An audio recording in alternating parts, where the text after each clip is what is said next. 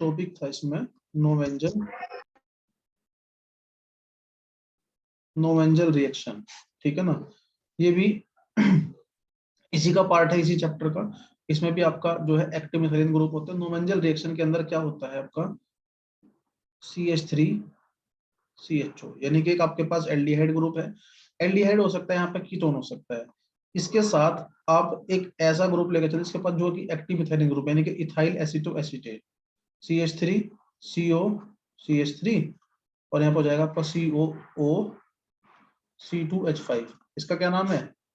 इसका नाम है इथाइल एसीटो एसीटेट, ठीक है। अब आप या तो इसको ले लो, या इसके अलावा आप यहाँ पे ऊपर मेलोनिक, भी तो डबल ओ आएगा सर।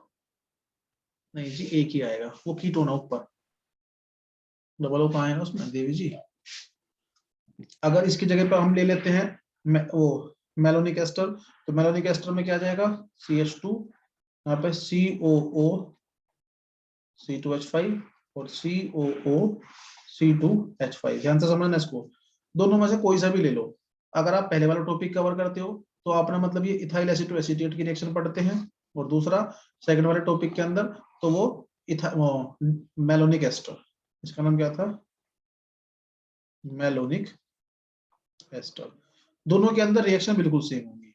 यहाँ पे हम क्या करते हैं, इसके अंदर एक बेस लेते हैं पेरिडीन, मतलब एक काफी वीक बेस की हमें जरूरत होती है, वीक बेस ही हमारा काम करता है। आपको पता होगा पेरिडीन तो वीक बेस था, तो क्योंकि ये जो ग्रुप था ना इसका एसिडिक कैरेक्टर बहुत ज्यादा होता है, क्योंकि इसके पास 2 विड्रॉइंग ग्रुप है, ठीक है ना। 2 विड्रॉइंग ग्रुप होंगे तो वीक बेस भी यहाँ पे इससे क्या करेगा, H को निकाल लेगा। क्योंकि देखो असल में होता क्या है, एक बात समझना, अगर यहाँ पे हमने स्ट्रॉन्ग बेस लिया तो स्ट्रॉन्ग बेस क्या करेगा, यहाँ से भी H को निकाल लेगा और यहाँ से भी निकाल लेगा। तो उस केस में क्या होगा, जब हमारे पास चॉइस बहुत सारी हो ना तो आदमी कंफ्यूज हो जावे, होता है ना। जब कहीं पे जैसे कहते हैं ना, वो गन्ने के खेत में जाकर गन्ना नहीं मिलता, और जो लोग ट्रॉली में से खींच खींच के चूस ले ना, उन्हें वो अच्छा लगे चाहे वो सड़ा हुआ निकल जाए, ठीक है। तो यहाँ पे भी कुछ ऐसा ही है, मतलब अगर मान लिया आपके पास स्ट्रॉन्ग बेस है तो स्ट्रॉन्ग बेस के पास चॉइस है कि वो यहाँ से भी H निकाल ले, यहाँ से भी, तो रिएक्शन के अंदर मिक्सचर ऑफ प्रोडक्ट बनेगा, यानी कि कोई भी प्रोडक्ट नहीं बन पाएगा, ठीक। तो हमने क्या करा, वीक बेस लिया। वीक बेस लेने से क्या हुआ, वीक बेस यहाँ से तो H निकाल सकते, यहाँ से नहीं निकाल पाएगा, क्योंकि एल्डिहाइड के अंदर से H निकालने के लिए थोड़ा सा बेस स्ट्रॉन्ग चाहिए, क्योंकि इसके जो हाइड्रोजन है वो उतना ज्यादा एसिडिक नहीं है, ठीक है।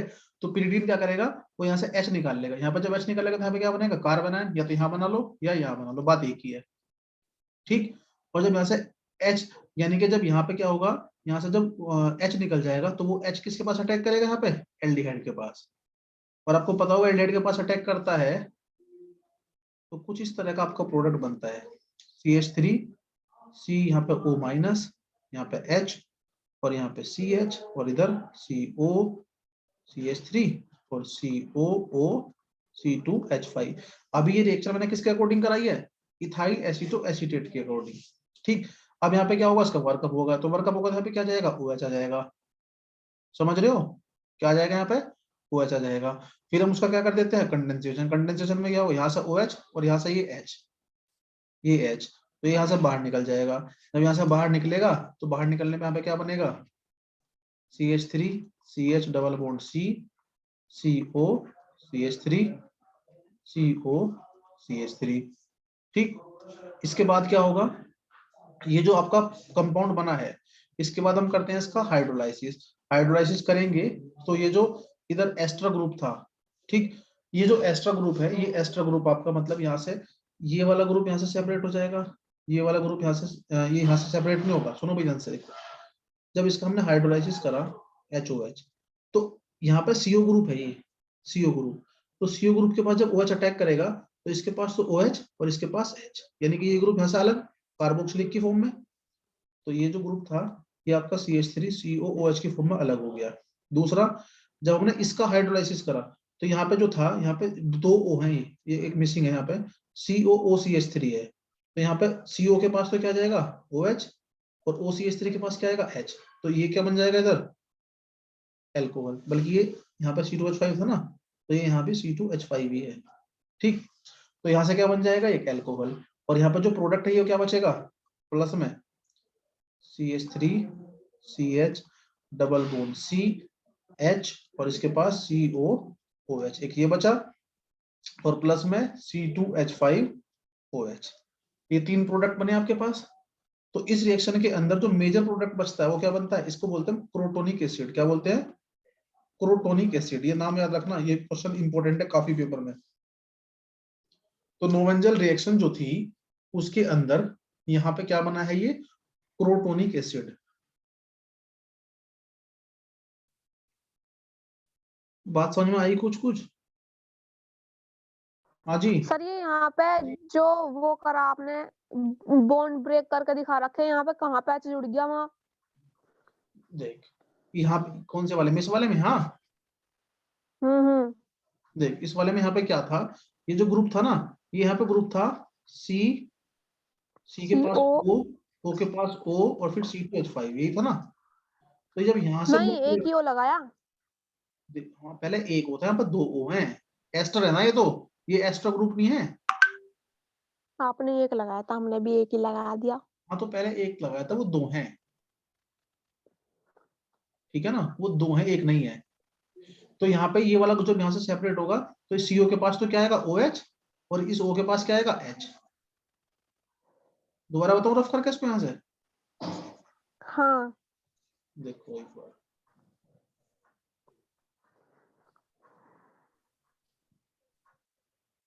यहाँ पे ये जो था ये कुछ इस तरह का था, COO, C2H5, मैंने पहले भी तो बताया आपको।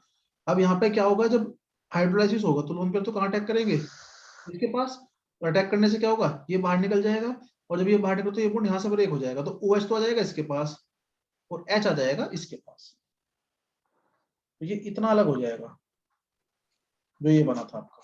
और यहाँ पर जो COOH था ये इतना एक ही मॉलिक्यूल बनेगा, यहाँ तक ये यहाँ से यहाँ तक ये। ठीक है। और ऊपर? ऊपर तो ये, ऊपर इसका हाइड्रोलाइसिस होगा, ये अलग हो गया था। यहाँ से जब CO के पास अटैक होगा कीटोन ग्रुप के पास, तो इसके पास CO के पास तो OH आ जाएगा और यहाँ पर कार्बन के पास H आ जाएगा। अच्छा, और किसी को कोई दिक्कत नहीं आ रही क्या? हाँ जी। फिर रिएक्शन चल किधर को रही? ये रिएक्शन यहाँ से चली थी, यहाँ से ये, ठीक। यहाँ पे मैंने इसको थोड़ा सा डायरेक्ट कर दिया, पहले कार्बन आयन बना, डायरेक्ट ही बनाया और अटैक करा उसके पास। तो यहाँ पे अल्फा हाइड्रोक्सी बन गया, उसका वर्कअप करने के बाद यहाँ पे OH बना, और OH बनने के बाद यहाँ से इसको हमने डायरेक्ट यहाँ पे डबल बॉन्ड लगा दिया। ये BSc सेकेंडरी में है, ये रिएक्शन नोवेंजल रिएक्शन, वहां पे भी मैंने पढ़ाई है आपको ये। तो साइड में हाँ बोलो। कुछ नहीं ले मैं इसको दोबारा बताता हूँ, यहाँ देख। ना। कल भी तो पढ़ाई थी। हैं? तो आपको स्टेप समझ में आए कौन सा सारे? एसिड, इसको एक बार कौन लिख, सा एसिड था सर? यू प्रोटोनिक एसिड, ये मैंने कल भी बताया था, इस तरह का कुछ ये आ। क्वेश्चन थे, ये हाँ क्वेश्चन आ रहे थे उनमें, तो यार आपने करवाए तो आ जाए। हाँ तो यही तो क्वेश्चन आएंगे। अब इन्हें जब क्वेश्चन को तुम देखोगे तभी तो आपको समझ में आएंगे। इन्हीं क्वेश्चन को देख के पिछले और बच्चों के होश उड़ गए, ऐसे ऐसे सवाल आ गए। सर इसका क्रोटोनिक, क्रोटोनिक IUPAC नाम थोड़ी ना। IUPAC नाम मत पूछा तू ज्यादा, वो टाइम तेरा गया, वो 12th का टाइम था। चल कॉमन नेम याद रखो, पेपर में डायरेक्ट ऑप्शन दे देता है, प्रोटोनिक एसिड बनेगा कौन सा बनेगा, ठीक है ना। तो आपको इसका कॉमन नेम पता होना चाहिए। देखो अगर यहाँ पे CH3 होता है, ठीक, तो प्रोटोनिक हो जाता है। अगर यहाँ पे C6H5 हो जाता है तो उसको हम बोलते हैं तो सक्सिनिक। सक्सिनिक। शायद सक्सिनिक है, पता नहीं कोई सा और नाम मुझे याद नहीं आ रहा, वो भी बड़ा फेमस नाम है और उसमें भी क्वेश्चन आता है। सक्सिनिक होगा शायद, सक्सिनिक एसिड। सिनेमिक। कंफर्म करता हूँ मैं एक बार इसको। सिने हाँ सिनेमिक एसिड, सक्सिनिक नहीं, सिनेमिक एसिड, ठीक है ना,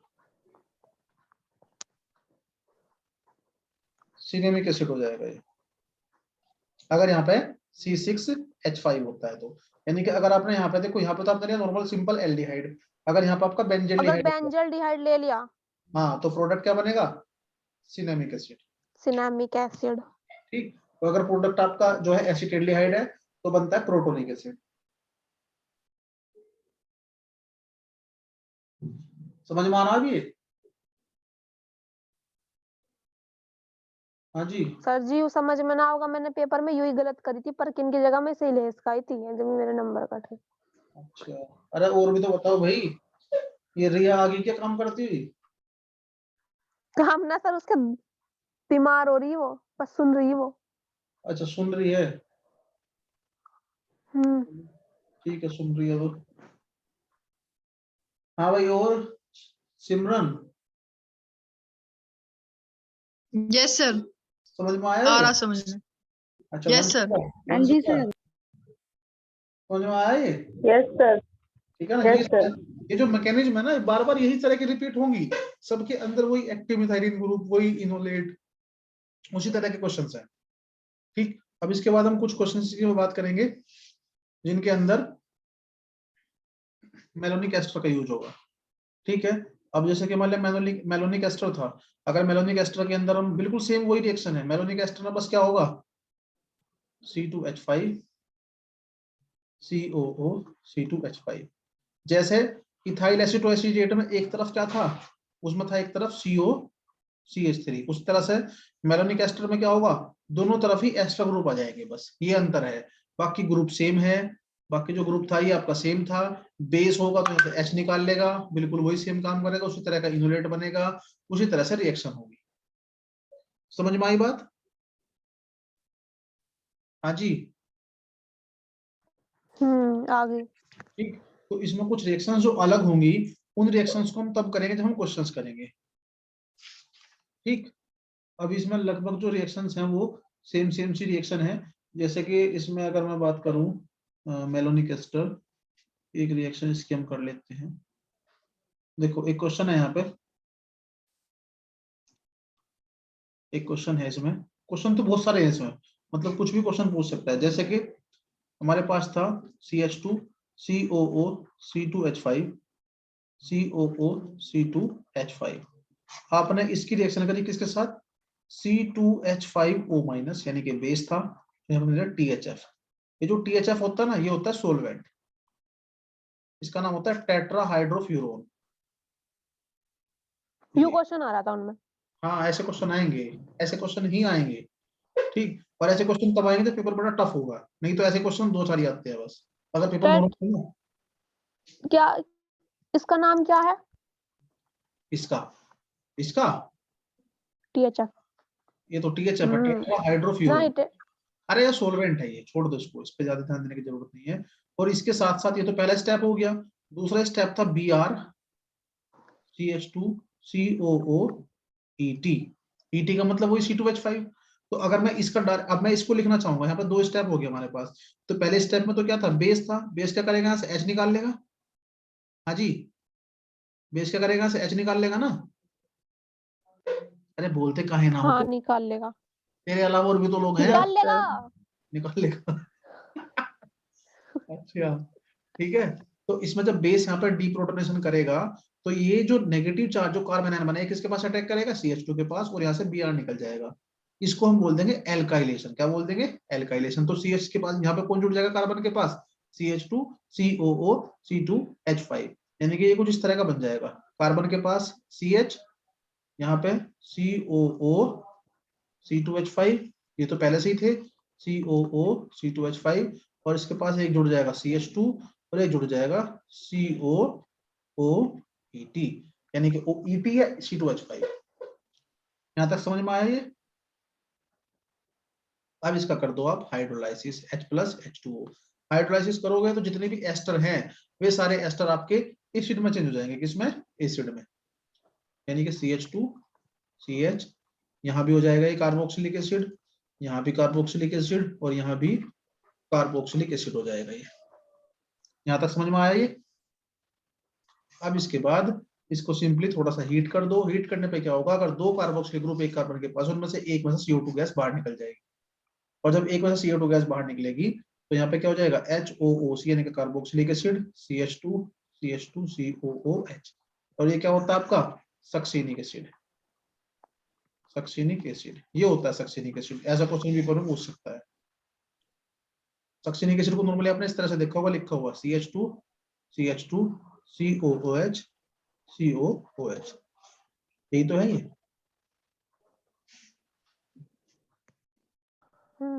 समझ आई बात ये? ठीक है ना, तो ये ध्यान रखना इसका, ऐसे क्वेश्चन पेपर में आएंगे तो उनको आपको खेल लेना है।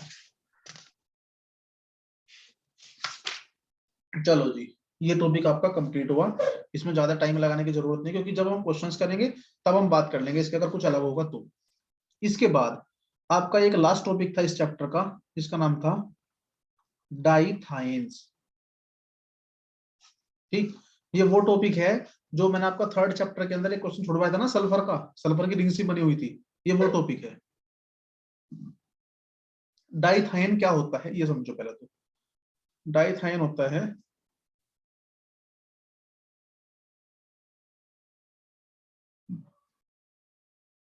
इस कंपाउंड को हम बोलते हैं डाइथाइन। थाइन का मतलब क्या होता है, दो सल्फर ग्रुप है इसके पास, ठीक है ना, ये होता है डाइथाइन। और ये जो कंपाउंड है, ये कंपाउंड थोड़ा सा इसलिए भी इंपॉर्टेंट हो जाता है क्योंकि इस कंपाउंड की हेल्प से ये कंपाउंड ना एक तरह से प्रोटेक्टिंग ग्रुप की तरह काम करता है। किसकी तरह? Protecting group. प्रोटेक्टिंग ग्रुप का मतलब पता क्या होता है? जैसे कि अगर मैं आपसे कहूं कि भाई किसी किसी के मम्मी पापा बहुत ज्यादा बच्चे को प्रोटेक्ट करते हैं। प्रोटेक्ट करने का मतलब ये है कि अगर उनका बच्चा किसी प्रॉब्लम में फंसा हुआ है तो उसके माँ बाप क्या करेंगे, उसकी हेल्प कर देंगे, और हेल्प करने के बाद जब वो प्रॉब्लम खत्म हो जाएगी फिर उसको फिर से छोड़ देंगे। ठीक, तो ऐसा ही जब हम ऑर्गेनिक सिंथेसिस पढ़ते हैं, ऑर्गेनिक केमिस्ट्री की रिएक्शंस पढ़ते हैं, तो वहां पे हम लोग क्या करते हैं कि अगर मान लिया किसी कंपाउंड के अंदर दो तीन ग्रुप हैं, दो तीन फंक्शनल ग्रुप हैं, जैसे कि अभी आपने पढ़ा था इथाइल एसीटोएसीटेट, उसके अंदर कीटोन ग्रुप भी था, एस्टर ग्रुप भी था। तो अगर मान लिया कभी ऐसा करना हो कि आपको दोनों में से केवल एक की ही रिएक्शन करनी है, ठीक, क्योंकि अगर हम कोई रिएजेंट डालते हैं तो रिएजेंट तो दोनों पर असर डाल लेगा, बट अगर आपको किसी कंडीशन में केवल एक ही ग्रुप की रिएक्शन करनी है तो उस कंडीशन में आप क्या करोगे? उस कंडीशन में आप एक ग्रुप को प्रोटेक्ट कर दोगे और दूसरे के साथ रिएक्शन कर लोगे। ठीक, तो इस तरह से ये जो कंपाउंड था इसको हम बोलते थे डाइथाइन, और इसका यूज थोड़ा सा होता है। कैसे ये कंपाउंड बनता कैसे है? सबसे पहले इसका method of preparation. Method of preparation में क्या होगा इसका, RCOH यानी कि एल्डिहाइड की रिएक्शन हम करते हैं CH2 CH2 CH2, इसके पास भी SH और इसके पास भी SH, इसको बोलते हैं हम प्रोपेन डाइथायोल। SH ग्रुप क्यों क्या बोलते हैं हम? थायोल, तो ये क्या हो जाएगा? प्रोपेन डाइथायोल। तो ये जो प्रोपेन डाइथायोल है, जब इसकी रिएक्शन हम एल्डिहाइड के साथ करेंगे तो देखो क्या होगा, सल्फर के पास लोन पेयर है, लोन पेयर यहाँ अटैक करेगा तो यहाँ से OH ग्रुप बन जाएगा, फिर दूसरा लोन पेयर अटैक करेगा तो यहाँ से OH ग्रुप बाहर, और कार्बन के पास दोनों सल्फर जुड़ जाएंगे। तो यानी कि यहाँ पे क्या होगा, ये जो RCH था इसके पास दोनों सल्फर जुड़ जाएंगे और दोनों सल्फर के पास CH2 ग्रुप की एक रिंग बनी हुई थी, तो ये क्या बन जाएगा आपका? डाइथाइन। क्या बना इसको? 1,3 डाइथाइन भी बोल सकते हैं इसको। 1,3 यू क्या जुड़ डाइथाइन रहा है इसमें? है नीचे को, ये, इधर किधर? ये उधर हाइड्रोजन, आर के उधर, हाँ हाँ। हाइड्रोजन है ये, यहाँ पे एस था ना, ये तो ऐसे कैसे है ना। तो ये होता है डाइथाइन, और ये जो डाइथाइन होता है ना, असल में ये ग्रुप क्या काम करता है? ये ग्रुप सबसे इंपॉर्टेंट काम ये करता है कि देखो समझना ध्यान से, जब ये कार्बन, ये जो कार्बन था, ये कार्बन जब CO ग्रुप यानी कि एल्डिहाइड के अंदर था तो ये कार्बन के पास पार्शियली पॉजिटिव चार्ज होता है। क्या होता है? Partial positive charge. पता है आपको? क्या? क्योंकि एल्डिहाइड ग्रुप के अंदर जो CO ग्रुप होता है उसके कार्बन के पास क्या होता है? आंशिक रूप से धनावेश होता है ना, पॉजिटिव चार्ज होता है। हाँ एकदम हिंदी उतर गई आपकी तो। आज यूपी बोर्ड वाला याद आ गया ना मुझे, वो हिंदी में बच्चों को हिंदी में पढ़ाना तो वो जबान पर चढ़ गए धीरे धीरे। तो यहाँ पे क्या होगा, जो पार्शियल पॉजिटिव चार्ज होगा उसके पास न्यूक्लियोफाइल अटैक करता था, यानी कि ये वो जो पोजीशन थी, ये पोजीशन कैसी थी आपकी? इलेक्ट्रोफिलिक, इलेक्ट्रॉन की कमी वाली। परंतु जब ये आपका 1,3 डाइथाइन में चेंज हो जाएगा। तो उस स्थिति में जो कार्बन था, कार्बन तो ये सेम है ना, ये कार्बन आपका न्यूक्लियोफिलिक नेचर का हो जाता है। कैसा? न्यूक्लियोफिलिक नेचर का। क्यों? क्योंकि अगर कोई भी बेस है तो बेस यहाँ से H को इजीली निकाल सकता है और कार्बन के पास होता है नेगेटिव चार्ज, और ये कार्बन के आपका न्यूक्लियोफिलिक नेचर का हो जाएगा, यानी कि इसके पास नेगेटिव चार्ज आ जाएगा। तो इस पूरे प्रोसेस को सुनना ध्यान से, इस पूरे प्रोसेस को हम बोलते हैं रिवर्सल ऑफ पोलैरिटी। क्या बोलते हैं? रिवर्सल ऑफ पोलैरिटी, यानी कि पोलैरिटी का रिवर्स हो जाना। क्योंकि जब ये कार्बन आपका इस कीटोन के अंदर था तो ये इलेक्ट्रोफिलिक था, बट जब ये कार्बन आपका इसके साथ रिएक्शन करता है तो उसके जब ये 1,3 डाइथाइन में कन्वर्ट हो जाएगा तो इसकी पोलैरिटी चेंज हो जाएगी। यहाँ पे इलेक्ट्रोफिलिक था और यहाँ पे क्या हो जाएगा? ये न्यूक्लियोफिलिक। ठीक है ना? तो इस प्रकार का जो कार्बन होता है उसको क्या बोलते हैं? अम्पोलंग। क्या बोलते हैं? अम्पोलंग। ये क्या है? इस कार्बन को हम अम्पोलंग बोलते हैं। अच्छा, ठीक है ना? पता क्या क्या बोलना। हाँ, लिख लिए सर? लिख लिया। लिख लिया ना? इसका मतलब क्या होगा ऐसा? इसका मतलब ये होता है ऐसा कार्बन जिसकी पोलैरिटी चेंज हो जाए। ओहो, ठीक, ठीक है। देखो जी, अब इसके बाद इसका यूज देखते हैं हम। यूज क्या होता है इसका? ये जो अम्पोलंग होता है असल में इसका हम यूज करते हैं बेंजीन के पास उसका एल्काइलेशन करने के लिए। जैसे कि मान लिया अगर हमारे पास यहाँ पे COH ग्रुप है, ठीक, तो हम इसका नॉर्मल सिंपली इसका एल्काइलेशन हम कर नहीं पाते। एल्काइलेशन का मतलब होता है कि एल्डिहाइड या कीटोन के पास से H को निकालना और वहां पे कोई दूसरा R ग्रुप जोड़ देना, वो इजीली नहीं होता, नॉट इजी। तो इसीलिए हम क्या करते हैं, पहले हम इस एल्डिहाइड ग्रुप को इसमें चेंज करते हैं। सोच के देखो, जब इसकी रिएक्शन में करता हूँ किसके साथ? HS CH2 CH2 CH2SH, यानी कि ये पहला कंपाउंड होगा आपका। इसका नाम क्या था? 13 डाइथायोल। फिर उसके बाद यहाँ पे हम ले लेते हैं कोई बेस। बेस क्या करेगा? BuLi, स्ट्रॉन्ग बेस ले लिया मैंने विद THF, ये सोलवेंट है। बेस क्या करेगा? वहां से H को निकाल लेगा। ठीक, तो देखो होगा क्या इसके अंदर, मैं आपको बता रहा हूँ। जब इसकी रिएक्शन हमने इससे करी तो यहाँ पे क्या बन जाएगा? कार्बन के पास 2 सल्फर, ठीक, यहाँ पे एक R, यहाँ पे एक हाइड्रोजन, ये बन जाएगा। क्या बना ये? 1,3 डाइथाइन। क्या बना? 1,3 डाइथाइन। दूसरा क्या था? बेस। बेस क्या करेगा? यहाँ पे डीप्रोटोनेशन किसका? इस हाइड्रोजन का। इस हाइड्रोजन जब यहाँ से निकाल लेगा ये, तो इस हाइड्रोजन को निकालने के बाद यहाँ पे क्या बन जाएगा? इस कार्बन के पास नेगेटिव चार्ज। ठीक है, कार्बन के पास नेगेटिव चार्ज बना। फिर जो नेगेटिव चार्ज बना है, ये नेगेटिव चार्ज किसी एल्किल हैलाइड के साथ रिएक्शन करेगा, RCH2Cl के साथ, और जब ये नेगेटिव चार्ज CH2 के पास अटैक करेगा तो Cl यहाँ से बाहर निकल जाएगा। तो यहाँ पे कार्बन के पास क्या जुड़ जाएगा? सल्फर सल्फर, ये सिंगल बॉन्ड से इधर, इधर R था, इधर क्या जुड़ गया? CH2R। जब इसने कार्बन ने अटैक करा तो CH2R जुड़ जाएगा और Cl यहाँ से बाहर निकल जाएगा। तो ये इस कार्बन का क्या हो गया? एल्काइलेशन। अब तक तो हमने जोड़ा था, अब यहाँ से आप इसका हटा दो। इसको हटाने के लिए हम क्या करते हैं? उसके अंदर HgCl2 HOH मतलब डाल देते हैं विद CH3OH अल्कोहल के साथ। ठीक, तो अगर आप इसके अंदर ये डालते हैं तो यहाँ पर जो कार्बन के और सल्फर के बॉन्ड होंगे ये सब यहाँ से ब्रेक हो जाएंगे, यानी कि एक तरह का हाइड्रोलाइसिस ही है। और यहाँ पर जो C ग्रुप था कार्बन, उसके पास दोबारा से डबल बॉन्ड O जुड़ जाएगा, यानी कि इसके पास क्या होगा? इस वाले कार्बन के पास C डबल बॉन्ड O जुड़ जाएगा, यानी कि R C double bond O CH2R, और प्लस जो बाकी बचा उसको छोड़ दो, उसकी कोई जरूरत नहीं है। तो ये जो कंपाउंड है, देखो यहाँ पे आपने क्या लिया था? एल्डिहाइड लिया था, और क्या बन गया? ये कीटोन, यानी कि CO ग्रुप के पास क्या जुड़ गया? CH2R ग्रुप जुड़ गया। इसको जोड़ने के लिए हमने इस पूरे प्रोसेस का यूज किया था। ठीक है, तो ये था मेन इंटरमीडिएट 1,3 डाइथाइन। इस तरह से ये रिएक्शन करता है और ये इसकी रिएक्शन थी, इस टाइप की रिएक्शन इसके अंदर होंगी। इसमें कोई दिक्कत है? इस लास्ट वाले का नाम क्या? किसका? कीटोन है? कीटोन। कीटोन।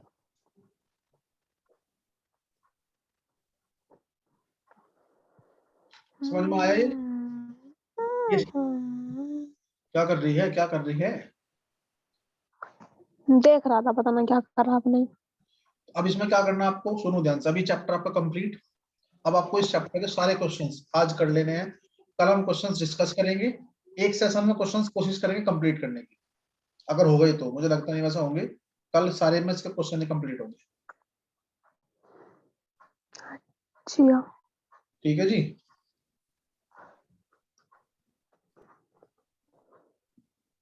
और कोई किसी को डाउट हो तो बताओ। हैं? अरे बोल जाओ भाई। नहीं है। अरे तेरे अलावा और भी तो लोग हैं।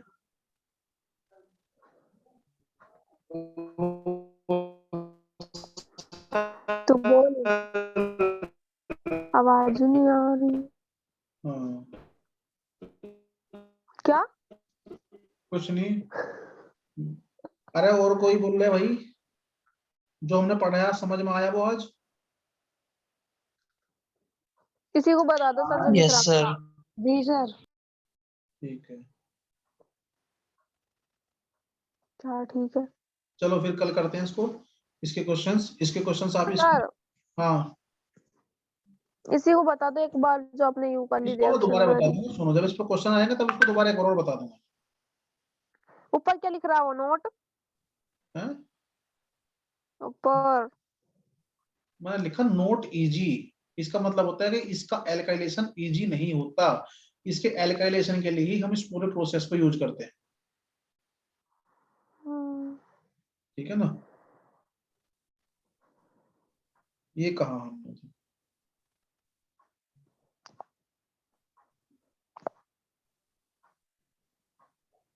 अच्छा ठीक है। चलो फिर कल करते हैं इसको आगे कंटिन्यू। ठीक है सर जी, अब बारिश हो रही है आपके वहां भी हो रही? मैं बाहर देखा नहीं, वैसे दिन में हो नहीं रही थी, क्योंकि मैं 3-4 घंटे से बाहर नहीं गया।